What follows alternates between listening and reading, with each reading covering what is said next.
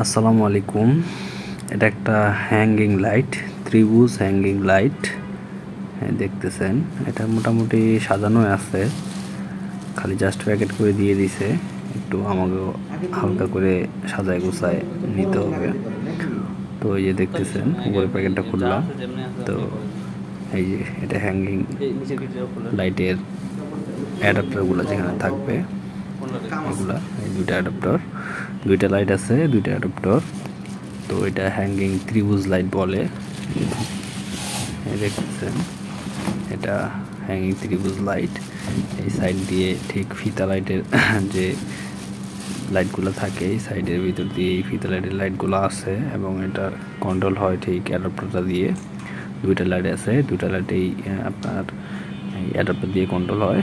এই দেখতেছেন ত্রিভুজ হ্যাঙ্গিং লাইট। এই যে আমার বস লাইটটা সাইজ করতেছে, আমি ভিডিও করতেছি। তো ঠিক এটা সুন্দরভাবে বসায় নিতে হবে এবং লাইনগুলো সেট করে নিতে হবে, তারগুলা ভালোভাবে ছিলে নিতে হবে। এবং এই যে লাইটটা দেখতেছেন ঠিক সুন্দরভাবে বসাইতে হবে, যাতে কোনো তার নিচু বা কোনো তার উঁচু না হয়, যাতে না এলে এক সাইড বাঁকা হয়ে থাকবে। এটা হলো ক্লাম, লাইটের সঙ্গে ক্লাম থাকে এবং দুইটা নাট থাকে। এটা হলো ইংলিশ থেকে দুটো নাট থাকবে, এমকে স্ক্রু বলা হয়। এই যে আর এটা হলো তারটা, এবং এই দেখেন এই যে এটা হলো তার, আর এটা হলো লাইটটা। তো আমি হাতের মধ্যে নিয়ে নিলাম, আর আমার বস আসলে লাইটটা ধরে আছে আর ভিডিও করতেছে আর কি। আমি লাইটটা জোড়া দেওয়ার পর, তারগুলো জয়েন দেওয়ার পর, এই যে ক্লামের দুই পাশে দুইটা স্ক্রু লাগানোর জায়গা আছে, তো স্ক্রুগুলো লাগাবো। এবং লাগানোর পরেই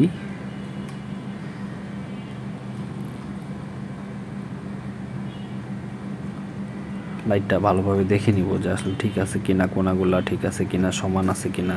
যেহেতু ত্রিভুজ লাইট, এবং ত্রিভুজ লাইটটার হলো দুইটা অংশ, 3 কোনা করে দুইটা লাইট, তো 6টা কোনা আছে। তো ষষ্ঠভুজ বলা হয় এটাকে, ষড়ভুজ বলা হয়, এবং সিঙ্গেলে দেখলে ত্রিভুজ বলা হয়, ত্রিভুজ লাইট লাগে। তো এটাকে ত্রিভুজের লাইট বলা হয়।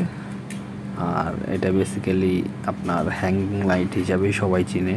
এই যে তারগুলা দেখতেছেন, এই তারগুলা আবার এই যে পিনগুলো আছে, এই যেখানে পিন আছে, পিনটা ঠিক উপরে চাপে ধরলে টান দিলে এটা লুজ হয়। আবার এই যে তারটা আছে, তারটা একটু চাপ দিয়ে উপরে ঠেলা মারলেই ভিতরে ঢুকে যায়। আর এইভাবে এটা সমান করা যায়। এটা পরবর্তীতে না খুলেও সমান করা যায়, ঠিক এইভাবে যেভাবে আমি বললাম সেইভাবেই।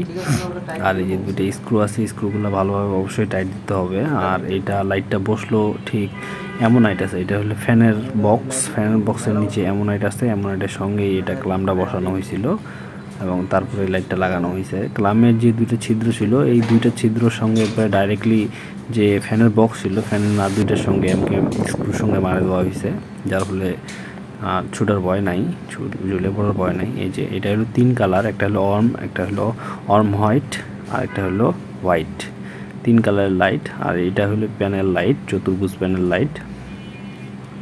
এটা হলো হ্যাঙ্গিং লাইট। এটা একটা ফ্ল্যাট বাসার একটা রুম জাস্ট ইন্টেরিয়র ডিজাইন করা হইলো এখানে, এই যে লাইটগুলা, এবং এটা চ্যানেল ওয়ারিং করা হয়েছে, বাকি যেগুলো কাজ করা হয়েছে। এই যে এটা হলো লাইট, এটা হলো কালার, আর এটা প্যানেল লাইট, এটা হলো RGB লাইট বলা হয়। এই যে চতুর্ভুজ RGB লাইট, এটারও ঠিক 3 কালার, একটা হলো নীল কালার, একটা হলো সাদা, আর একটা হলো নীল আর সাদা সংমিশ্রণে একটা লাইট। তো এই যে এগুলো লাইট আর একসঙ্গে জ্বালাবে না, কখনো মনে করেন হ্যাঙ্গিং লাইট জ্বালাবে, কখনো RGBটা জ্বালাবে। একসঙ্গে জ্বালালে লাইটের আলো